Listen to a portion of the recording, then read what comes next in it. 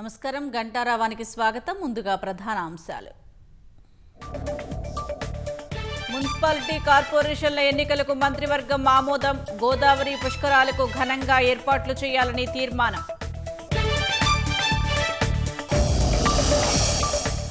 నేడు ప్రభుత్వం నుంచి ఈసీకి పురపాలిక ఎన్నికల దస్త్రం. 1-2 రోజుల్లో షెడ్యూల్ జారీ అయ్యే అవకాశం.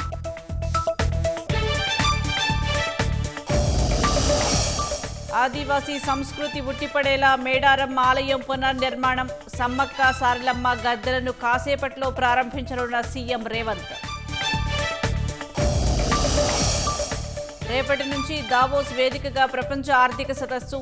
ఉదయం బయలుదేరి వెళ్లనున్న ముఖ్యమంత్రి రేవంత్ రెడ్డి బృందం.